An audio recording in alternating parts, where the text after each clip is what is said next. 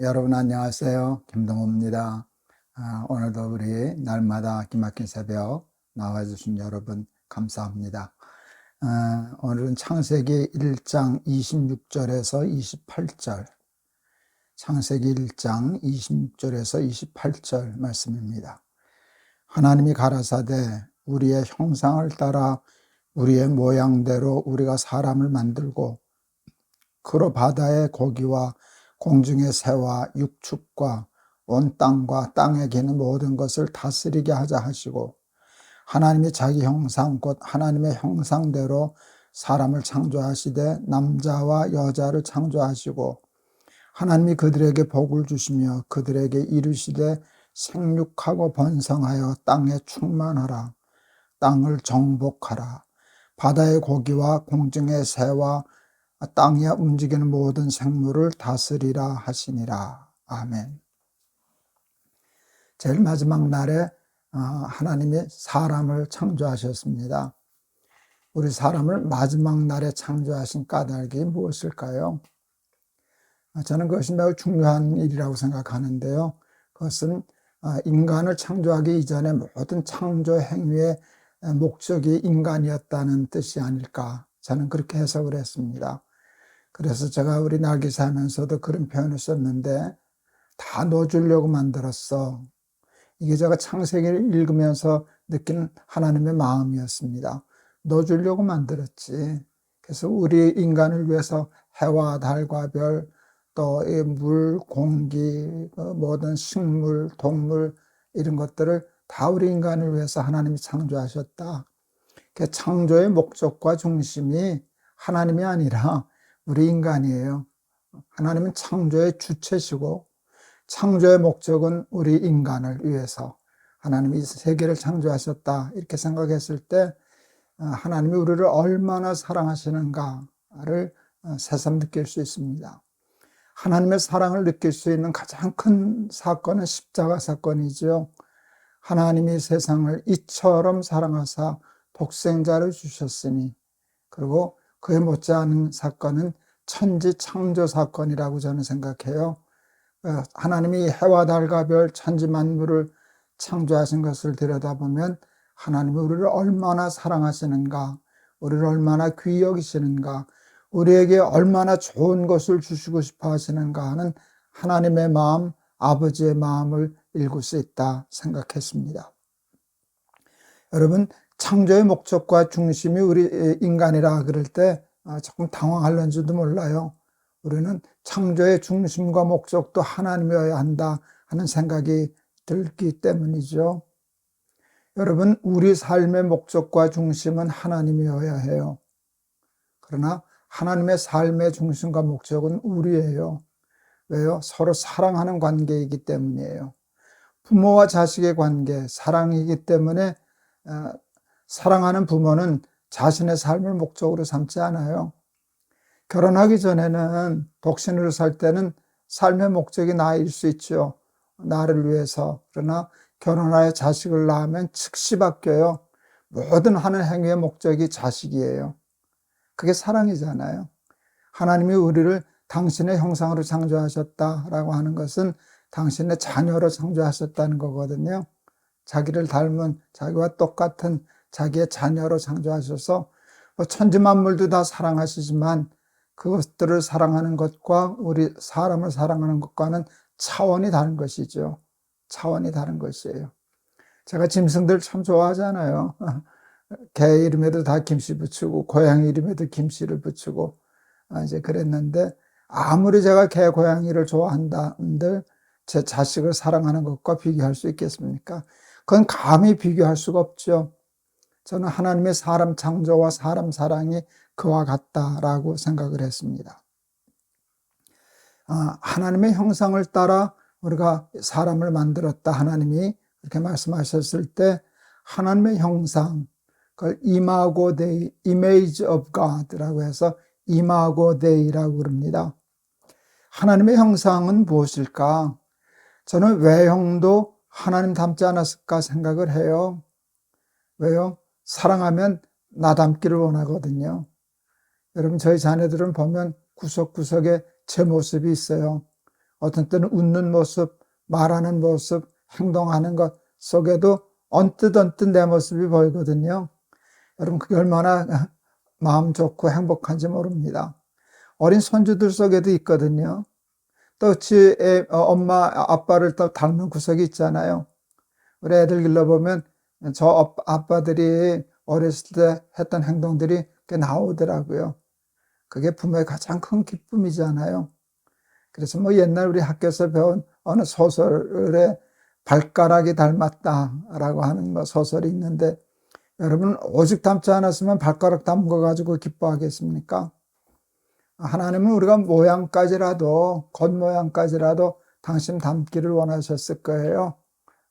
그래서 이 다음에 우리 하나님 만나면 낯설지 않을 것 같아요.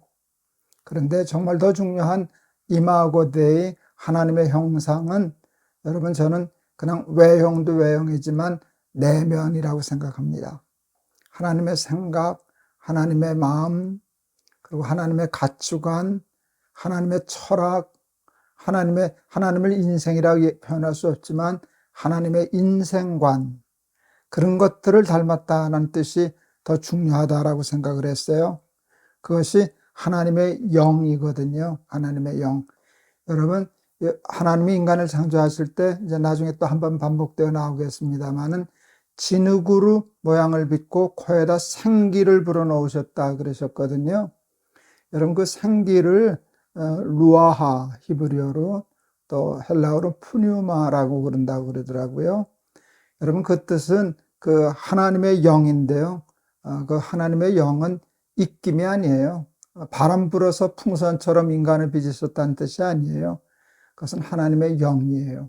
하나님의 영은 그게 하나님의 생각, 하나님의 마음, 그거거든요. 그러니까 하나님의 영을 닮았다는 것이 우리의 모습이에요.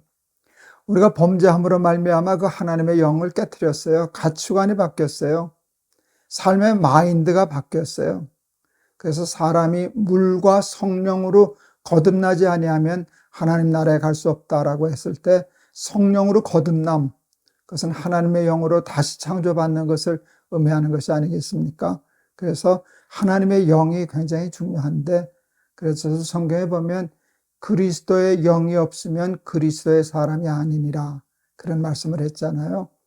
여러분, 그리스도의 영, 하나님의 영, 하나님의 말씀, 하나님의 생각, 하나님의 마음, 하나님의 사고방식, 이것을 담는 것이 우리 예수 믿는 사람들이 해야 할 가장 중요한 일이 아닐까, 이렇게 생각을 했습니다.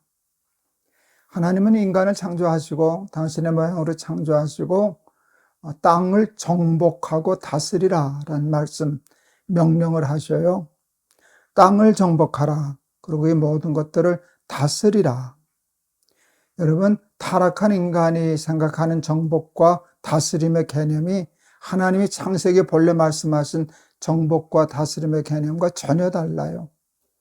여러분, 타락한 인간은 욕심으로 말미암아 죄를 지었잖아요. 욕심이 개입된 정복의 개념이 뭐겠어요? 착취하고 빼앗고 갑질하고 억누르고 하는 것이잖아요. 나만을 위해서 모든 것을 희생시키는 것, 그게 정복과 다스림의 개념입니다. 그런데 하나님이 창세기 오늘 말씀에서 땅을 정복하고 다스리라고 하는 말씀이 그런 뜻이었겠습니까? 상식적으로 생각해도 그건 하나님의 마음이 아니잖아요. 하나님이 이때 말씀하신 정복과 다스림의 개념은, 여러분, 땅을 책임져주고 돌보고 섬기라는 것이에요. 너희가 만물의 영장으로 나를 닮은 인간이 되었으니까 너는 나와 함께 이 세상을 잘 다스리자. 여러분, 정치라고 하는 말을 하잖아요. 정치. 여러분, 바르게 다스림이라고도 해석할 수 있는데, 여러분, 정치는 바를 정자, 다스릴 지자도 써서 맞는다고 생각하거든요. 물론 정치는 바를 정자 써서 한 건 아니지만, 여러분, 바르게 다스린다라고 하는 일이 가장 중요한 정치의 개념이에요. 여러분, 이 정복과 다스림은요, 그 바른 정치의 개념입니다. 그럼 바른 정치가 이루어지면 백성들이 복을 받거든요. 보호를 받거든요. 축복을 받거든요. 너는 복의 근원이 될지라, 너로 인하여 나라와 민족이 복을 얻을 것이니라 라고 말씀하신 것, 세상의 복이 되라는 말씀과 땅을 정복하라, 다스리라는 말씀이 같은 뜻입니다. 그러니까 여러분, 이 말씀에 대한 오해를 가지면 안 됩니다. 제가 1992년도부터 그 미국의 코스타라는 집회를 다니기 시작했어요. 꽤 오랫동안 다녔었는데요. 제가 첫 집회 강사로 가서 한 설교가 오늘 이 본문을 가지고 땅을 정복하라, 고지를 정복하라, 고지를 정복하라는 것이었어요. 그 설교에 대해서 많은 이제 비판과 비난도 있었어요. 고지론자라고. 근데 저를 그 설교를 비판하고 하는 분이 아마 설교는 다 듣지 않으셨을 거예요. 제목만 보고 불편하셨던 것 같습니다. 그들이 고지를 정복하라, 땅을 정복하라는 말에 불편하셨던 것은 정복과 다스림의 개념이 성경적이가 아니라 인간적인, 우리가 일반적으로 가지고 있는 개념이었기 때문에 불편했을 거라 생각을 합니다. 여러분, 땅을 정복하라고 하는 것은요, 땅을 축복하라는 것이에요. 여러분, 세상을 축복하기 위해선 낮아도 할 수 있지만 고지를 정복하면 그 전투, 땅을 섬기고 축복하는 그 전투에서 더 유리하거든요. 그러니까 땅을 정복하고 잘 다스려라 하는 것이 하나님 우리에게 주신 창조의 명령 중에 하나입니다. 환경을 보호하고 동물들을 사랑하고 자연을 사랑하고 아껴서 우리 인간들이 이 자연을 잘 다스려야 할 터인데, 우리 어제도 잠깐 다루었지만 인간의 능력은요, 하나를 만들어 놓고 다른 것을 10개를 또 파괴하는 부작용, 공해, 이런 시스템이 돌아가기 때문에 자연이 고통을 받아요. 자연이 고통을 받아요. 자연이 보호를 받지 못하고 착취를 당하고 파괴를 당해요. 그래서 우리 예수 믿는 사람들은 환경 운동도 해야 되고요. 자연 보호 운동에도 누구보다도 애써야 되고요. 여러분, 그런 피조물들이 다 우리 믿고 살아가는 거거든요. 하나님이 우리에게 맡기신 거거든요. 그래서 우리가 저들을 잘 보호하고 다스리고 축복하고 섬겨서 땅과 세상과 만물이 우리들 때문에 하나님의 복을 누릴 수 있는 그런 삶을 살아가는 우리 사랑하는 날기새 가족들 다 되실 수 있기를 축원합니다. 제가 한번 기도하겠습니다. 하나님이 당신의 형상을 따라 우리 인간을 만드셨습니다. 마지막 날에 만드셨습니다. 하나님의 창조의 목적과 중심을 우리에게 두셨다는 뜻입니다. 우리는 하나님을 사랑합니다. 그러므로 우리의 삶의 목적은 하나님입니다. 먹든지 마시든지 무엇을 하든지 다 하나님의 영광을 위하여 하라. 하나님은 우리를 사랑하십니다. 자녀로 사랑하십니다. 그러므로 하나님의 삶의 목적은 우리입니다. 다 넣어주려고 만들었어. 넣어주고 싶어서 만들었어. 이게 창조의 목적과 중심인데, 하나님의 천지 창조를 통해서도 우리는 하나님의 우리를 향하신 깊으신 뜻과 사랑을 깨달을 수 있습니다. 하나님의 삶의 목적이 우리이듯이 하나님, 우리 삶의 목적과 중심도 하나님일 수 있게 하나님 축복하여 주옵소서.